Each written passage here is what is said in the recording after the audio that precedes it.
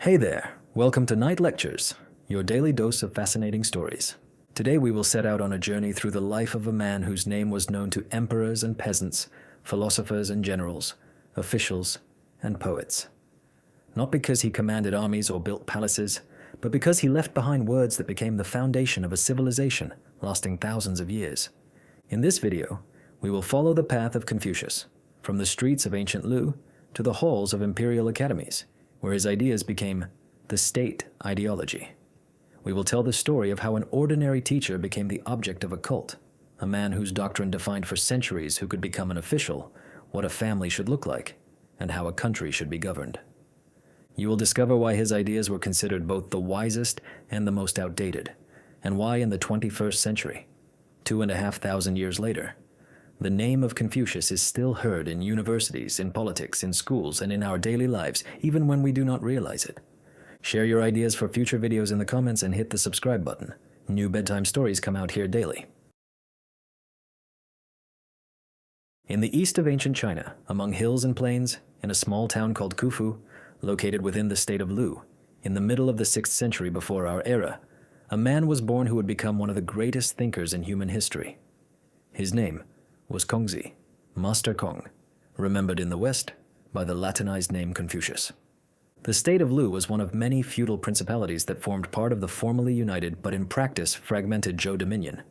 In theory, supreme power belonged to the Zhou house, but by the middle of the 6th century, its authority had almost vanished. Local rulers acted independently, waged wars against each other, formed their own administrations and armies. The ancient order based on ritual was slowly collapsing. Government grew unstable, traditional norms weakened, and personal gain began to replace justice and honor. Lu was considered one of the most cultured principalities, a guardian of the ritual legacy of the Zhou. Ancient ceremonies were revered, classical texts studied in schools, and the nobility prided itself on its lineage. Yet even in Lu, power gradually passed from the ruling duke to 3 great clans, Ji, Meng, and Shu.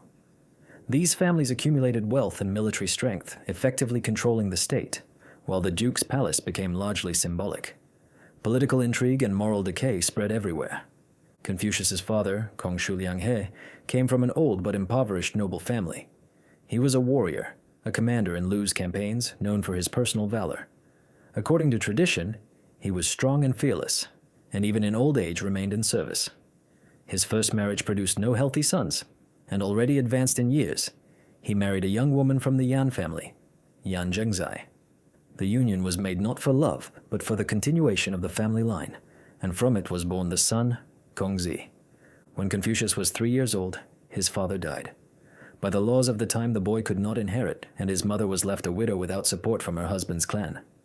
Confucius grew up modestly, almost in poverty, despite his noble origin.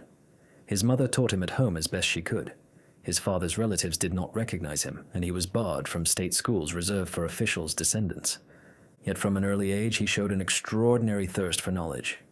He asked about ancient rites, recreated ceremonies in play, performing puppet weddings and funerals with striking precision.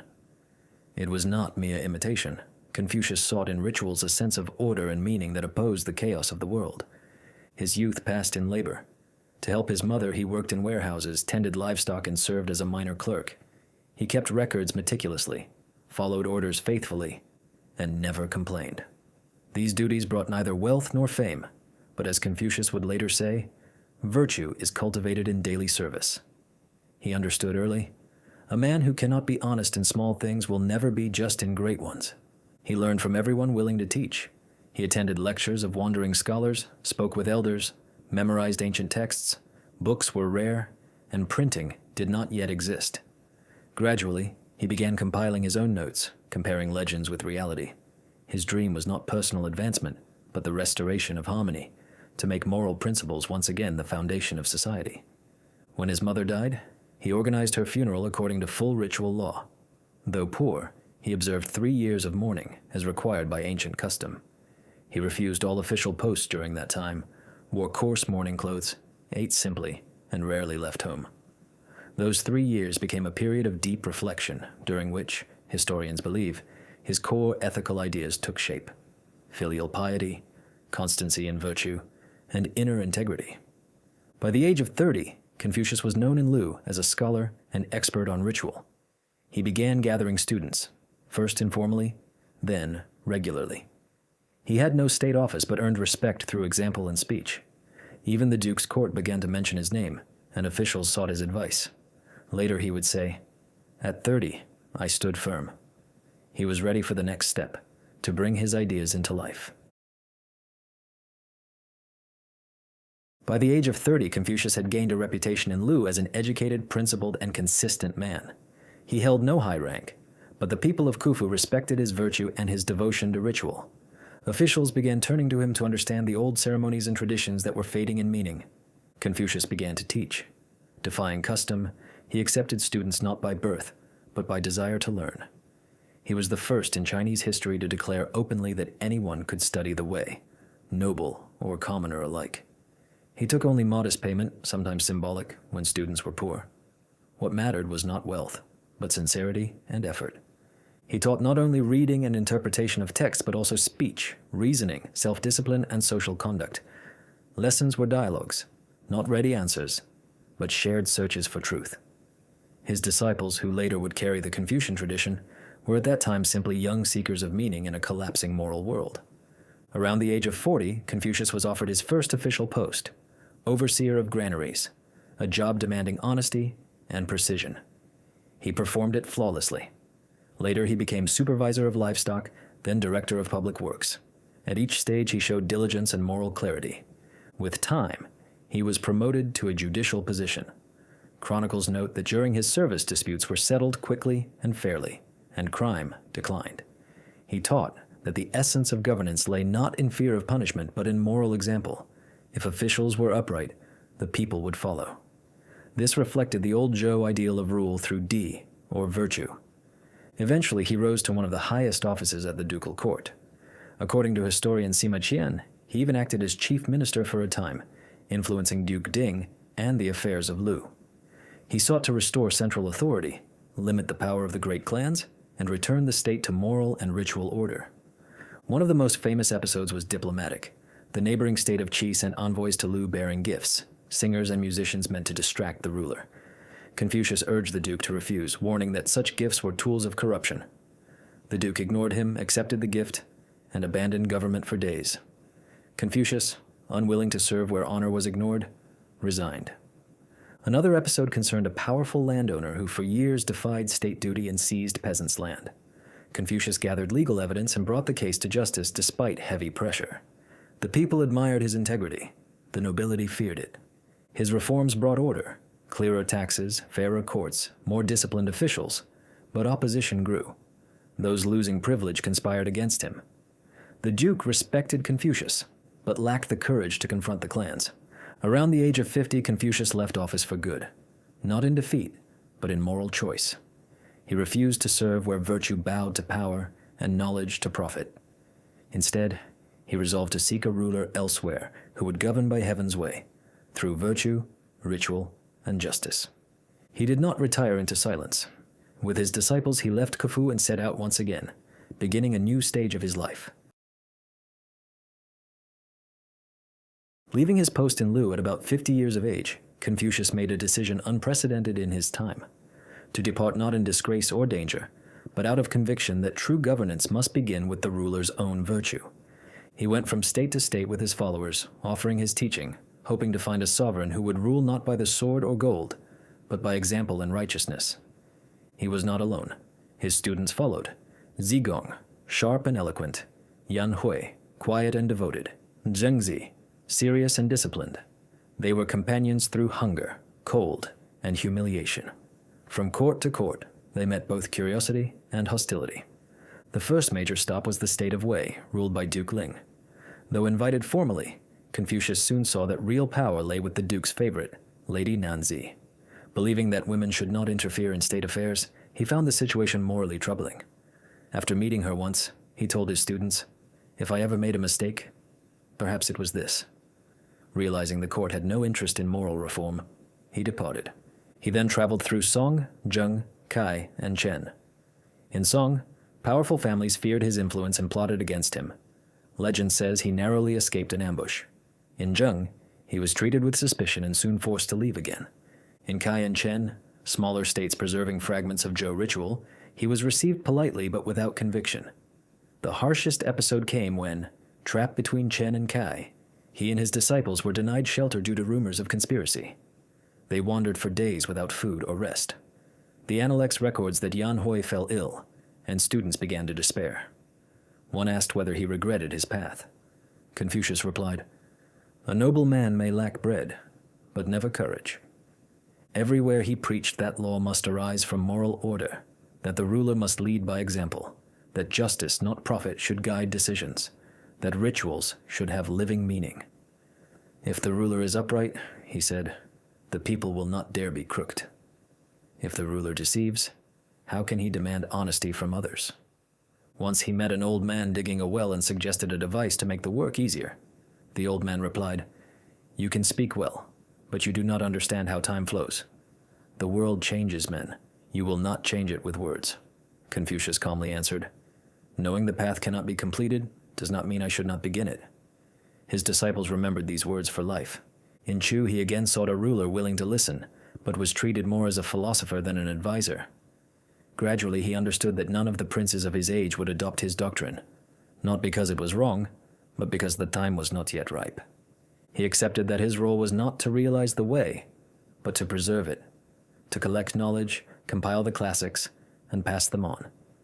He gathered ancient songs and histories, edited chronicles, and recorded rituals and exemplary rulers. These would later become the 5 classics of Confucian tradition. He especially revered the Book of Songs, believing it cultivated sensitivity and balance. As he neared 60, he felt the road coming to its end. His body tired, but his spirit did not waver. He no longer sought a ruler to follow him immediately. He sought continuity. He returned to Lu, not for office, but to teach and to pass on what he had gathered, for the sake of those who would one day be ready to listen. After many years of wandering, during which Confucius went from one principality to another, offering his understanding of order, justice, and virtue, he returned to Lu. This was not the step of a disappointed man renouncing his ideals, nor the defeat of a failed reformer, but a quiet and deliberate return of a sage who had realized that his mission was not to change the world in a single moment, but to preserve and transmit the way along which others might one day walk. Khufu welcomed him not as a poor clerk or an exile, but as a man whose name was known in song, in Chen, and in Wei. At the court of Lu, Confucius no longer sought office or requested audiences. He settled modestly in a house at the foot of a hill where he had been known since childhood, and he began to live as he taught, in moderation, in work, and in communion with his students. His return was accompanied by neither ceremonies nor honors, yet people again began to gather around him, not only the young, but also those already seasoned by service, bureaucracy, or managing estates, who wanted to learn how to arrange their lives with dignity and in harmony with heaven. Confucius's school had no official status, yet its influence was deeper than that of any institution.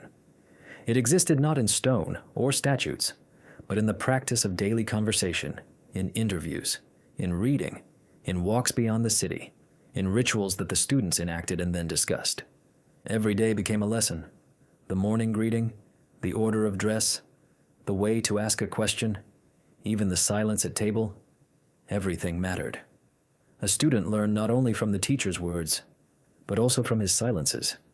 He was surrounded by disciples, many of whom had accompanied him in the years of wandering. Zigong, sharp-witted and diplomatically gifted, would leave from time to time on business, but always returned.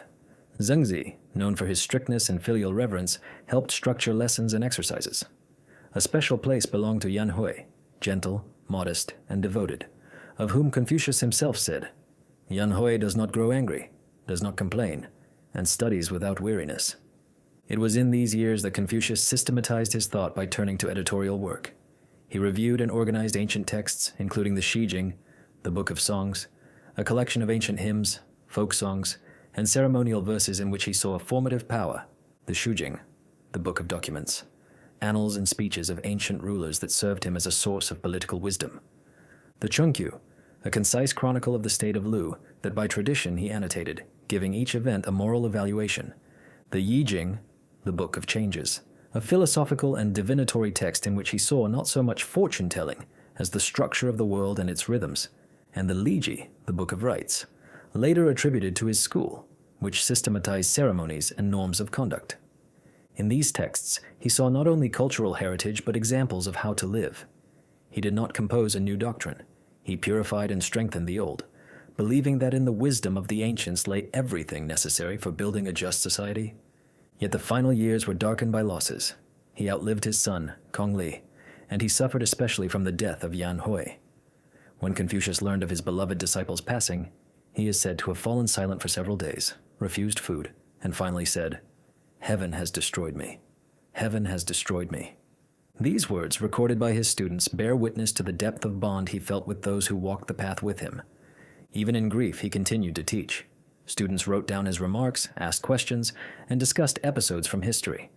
From these conversations, a work would later be compiled called the Analects, a book not written by Confucius himself, yet permeated with his spirit, his turns of phrase, his habits of thought, and his moral rhythm.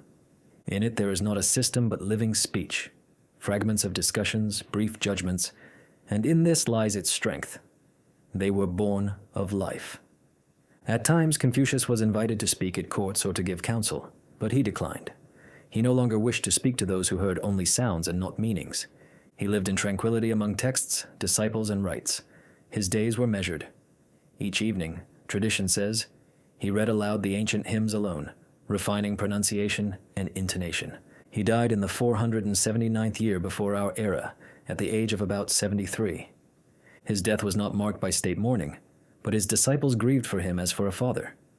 Zigong, one of the most devoted, built a hut by the grave, and following the model of mourning for parents, remained there for 3 years, scarcely leaving.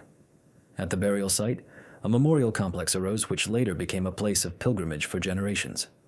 Thus ended the life of a man who possessed no power, yet shaped the understanding of power, who did not rule states yet taught how a ruler should be, who founded no new religion yet gave a teaching in which respect, duty, ritual, and honesty became the basis of human life. And though the world did not change during his lifetime, the trace of his thought proved immeasurably deeper than the decrees and laws of those who then sat upon thrones. When students gathered around Confucius, beneath garden trees in a modest hall on ceremonial grounds, they did not come for dry speculations about the nature of the cosmos. They were drawn by the desire to understand how to live rightly, that each action might have meaning, that relations with others be dignified, that inner feeling correspond to outward deed. Confucius's teaching was not abstract philosophy. It was born of daily life, of observation, of the bitterness of loss, of faith that harmony is possible if a person begins with the self. At its center stood the notion of Ren, humanity, benevolence, human-heartedness, inner fullness. This word cannot be reduced to a single meaning. In Confucius's mouth, it encompassed moral sensitivity, a sense of measure, sincerity, and readiness to act worthily even in the hardest situations. When Zigong asked, "What is Ren?" Confucius answered, "Do not do to others what you do not wish for yourself." In another conversation, he defined it through ritual. Conquer yourself and return to Li, that is Ren. This was not contradiction, but living flexibility of thought.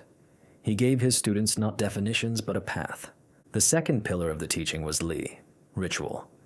By this, Confucius meant not only religious or state ceremonies, but the entire order of daily life. How to greet elders, how to behave at table, how to listen, how to enter a house. Ritual created a structure that restrained arbitrariness, bound generations together, and invested even simple acts with meaning. He said, "Without Li, a person cannot stand. Without Li, the family cannot be firm. Without Li, the state cannot be governed." Yet ritual cut off from inner content turns into mere form. Therefore, the third foundation was the principle of Jiao, filial devotion. This notion united respect for parents, ancestors, and teachers, as well as the hierarchies of society. Confucius taught that a son who honors his father and an official who honors his ruler are guided by the same feeling, a duty grounded in love and gratitude. At the same time, he stressed that true filial piety is not blind obedience, but care and honest counsel. Filial devotion is not simply to comply, but to advise when needed and to remain faithful to the end. All of this had to arise from deep work on the self. His exemplar was the Junzi, the noble person. This was not a title but a moral state. Noble was not he who was born high, but he who acted by conscience, did not seek gain, and did not lose face even in poverty. In the Analects he says, "The Junzi is ashamed when his words outpace his deeds." Study, in his view, was the path to nobility, not for an exam or career, but for self-cultivation. He repeated constantly that governance begins with the ruler. The idea of virtue, as the foundation of authority permeated all his reflections on the state. Confucius affirmed that if the ruler is virtuous, the people will follow without edicts or threats. Rule through virtue and keep order through ritual, and the people will be ashamed to do wrong. He often illustrated this contrast between and punishments in dialogues with students, advising them to work first upon themselves before correcting others. One of the most important elements of his teaching was care for the precision of language. He said, "If names are not correct, words lose their meaning. If words lose their meaning, affairs cannot be accomplished." This was not only about the ethics of speech, but about straightness in politics, clarity in the family, honesty in learning. To call a thing by its name is to assume responsibility for it. Confucius did not deny social hierarchy, yet he gave it a moral foundation. Each person must fulfill a role, father as father, son as son, ruler as ruler. But if someone loses the inner quality of the role becomes empty. Therefore, respect for elders or for rulers cannot be automatic. It must rest upon their conduct. This was a restrained yet profound form of moral critique of power, rare in his age. He valued knowledge, but not in the abstract. He distinguished those who study without reflection, and thus become confused, from those who reflect without study, and thus fall into extremes. To study and not reflect is useless. To reflect and not study is dangerous. For him, truth was born in balance. He did not consider himself a sage. "I was not born with knowledge. I love antiquity and seek learning." Study for him was a continual process, not a final point. Stories from his life and his students' lives complemented the principles. When one student asked whether he should inform on his father for stealing a sheep, Confucius replied, "A father shields his son, and a son his father. In this lies virtue." This statement has often been read as elevating family loyalty above law, but in the context of his teaching it is clear. He placed first not the external letter, but the inner bond and human trust, without which neither ritual nor order can grow. He founded no new religion, spoke not of the afterlife, and avoided disputes about the nature of the gods. When students asked about spirits, he answered, "If we do not yet know how to serve people, how can we serve spirits? If we do not yet know life, how can we know death?" For him, life and human relations were primary. He did not construct a system, but a way along which anyone might walk, beginning with the self, with reverence, with quiet care, with honesty before one's own heart. Thus was born a teaching that had no name in its founder's lifetime, but that, after 100 years, would begin to spread as a foundation of Chinese culture. It was not a dogma, but a set of orientations. It demanded no blind faith, but called for inner work. It did not reject tradition, but filled it with renewed meaning. And all this began with one man, standing upright, speaking calmly, asking questions not loudly but precisely, the one who would later be called simply the teacher.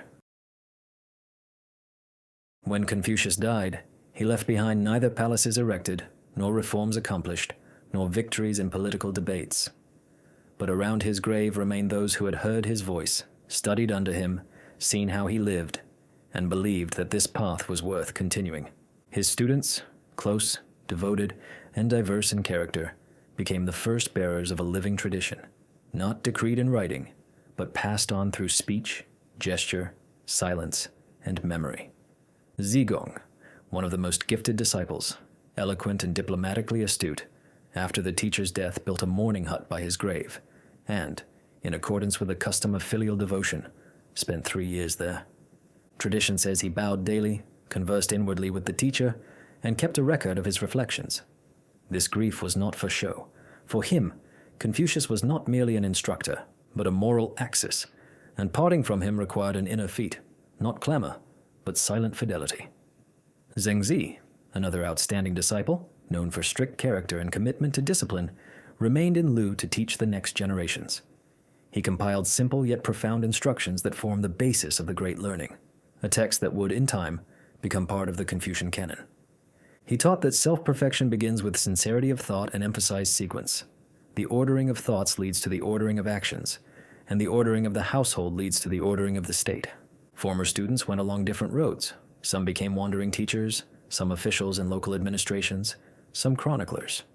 Yet almost all of them continued to quote Confucius, to reproduce his judgments, and to tell stories from his life.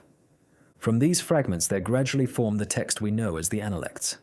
It is neither a philosophical treatise nor a work by Confucius himself, but a collection of dialogues, phrases, and observations that the disciples transmitted orally and later wrote down. In it there is not a tidy theory, but a living voice. More than 100 years passed. In the 4th century before our era, there appeared a thinker who would later be called second in importance after Confucius. His name was Kongzi, or Meng Ke. He was not a direct student of Confucius, yet he considered himself his continuer. He too traveled among the principalities, conversed with rulers, and insisted that governance is impossible without a moral foundation. His central claim was that human nature is originally good, but this goodness needs cultivation and development. In one dialogue, Kongzi asked a ruler, "If you saw a child falling into a well, would you not rush to save him?" The ruler answered, "Of course I would save him." Then Kongzi said, "In this is the beginning of human-heartedness, Ren. It exists in everyone." He maintained that a person has 4 innate feelings: compassion, shame, modesty, and the ability to distinguish good from evil. If these are cultivated, they become the foundations of virtue. About 1 century later, there appeared another outstanding continuer of Confucianism, Shunzi. His views differed from those of Kongzi almost entirely.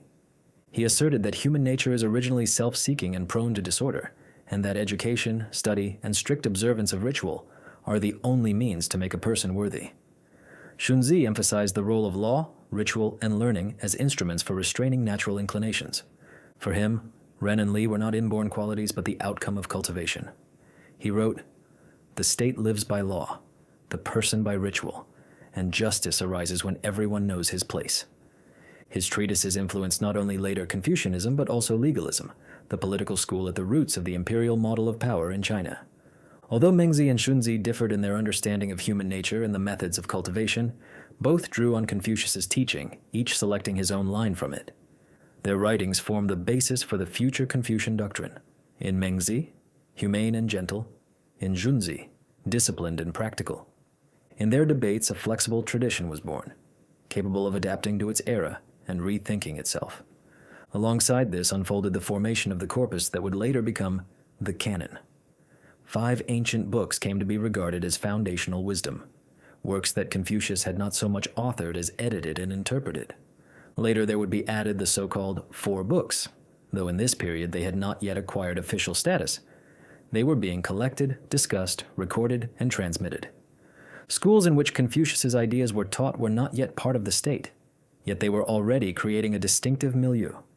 There one learned not merely to read and write, but to reflect, to compare, to reason about duty, conduct, and justice.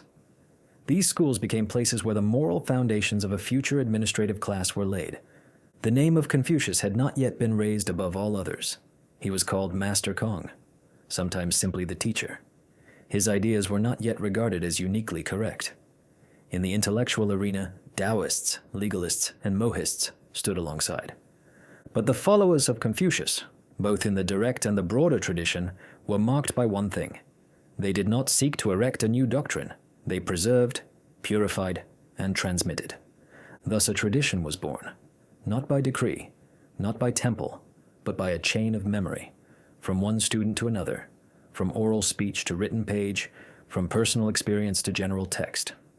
This tradition had not yet become ideology, yet it had already become a school.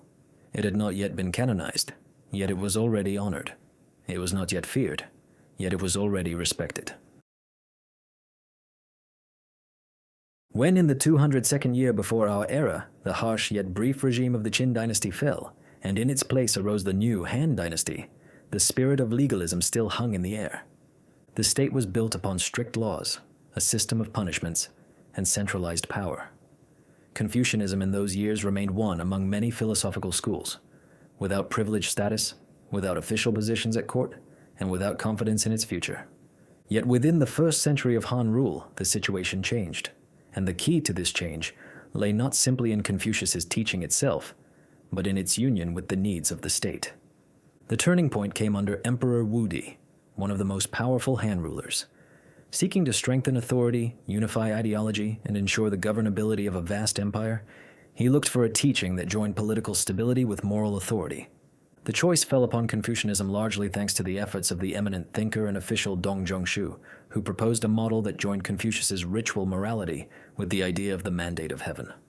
Dong Zhongshu advanced a theory according to which the emperor is the son of heaven, and heaven responds to his virtue or depravity with natural portents, droughts, floods, or earthquakes.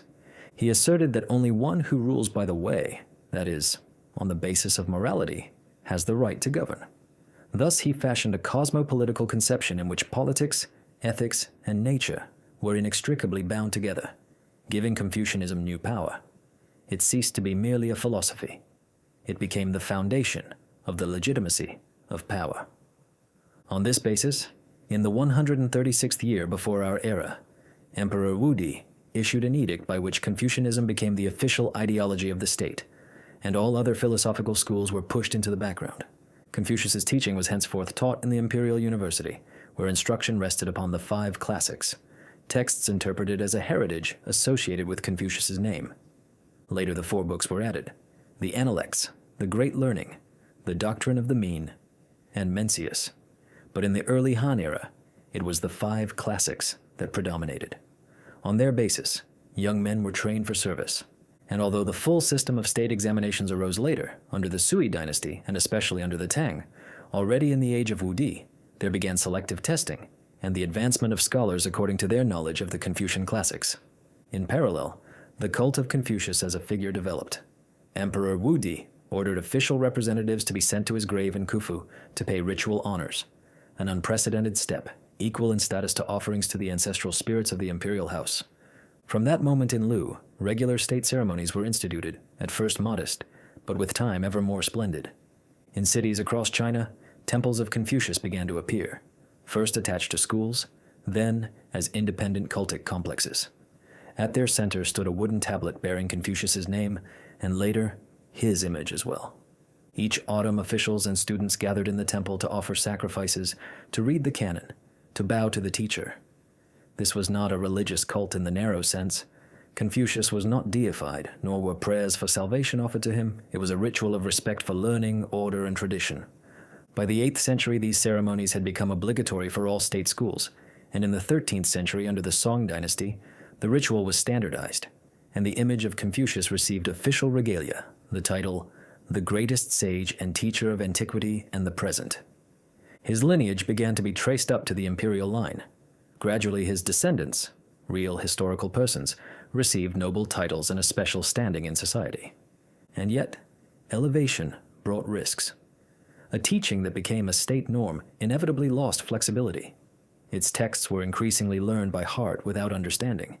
Examinations tested memory rather than thought. The model of the noble person was often replaced by that of a bureaucrat who simply knew how to behave. The figure of Confucius himself, from a living teacher, turned into a symbol that brooked no doubt.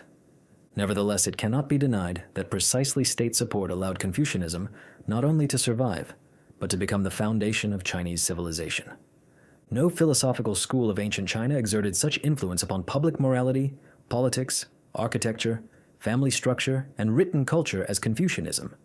Its rituals became everyday practice, its ideas the norm, its language the language of power and education. And in every generation, even among those who treated the teaching formally, there were always some who returned to his words as to a living source, who reread the Analects not for an examination, but to understand how to act, who placed ritual not above conscience but in harmony with it, who studied not for a bureaucratic career, but in order to become better. When Confucius died, he was not seen off as a hero or a prophet, but as a respected mentor. His students mourned his death, some in silence by the grave, some by rewriting and repeating his words. More than 2,000 years passed, and the teacher's name became one of the most recognizable in human history, not for dramatic deeds, but for the power of his thoughts, which proved able to outlast the centuries. After Confucius's death, his teaching did not immediately become dominant. Only in the Han era was Confucianism recognized as the basis of state ideology. In the Tang era, Confucianism coexisted with Buddhism and Taoism, but already in the Song period, beginning with the 10th century, there occurred a new reinterpretation of his ideas. Neo-Confucianism arose, whose most influential representative was Zhu Xi. He did not merely comment on texts. He built a coherent philosophical system in which the notion of Li principle explained the structure of the world, and moral self-cultivation was seen as the path to harmony with the universal order. Zhu Xi singled out from the Confucian canon the 4 books and established them as the basis of state education. From the 13th century on, knowledge of these texts became necessary for passing the examinations upon which the fate of thousands across the country depended. Thus, Confucius's teaching penetrated all layers of society, shaping ideas of proper conduct, family, governance, and social hierarchy. In subsequent centuries, under the Ming and Qing dynasties, Confucianism became an integral part of official ideology. During this time, temples of Confucius were built, solemn ceremonies in his honor were conducted, and his descendants living in Khufu retained privileges and took part in the rites.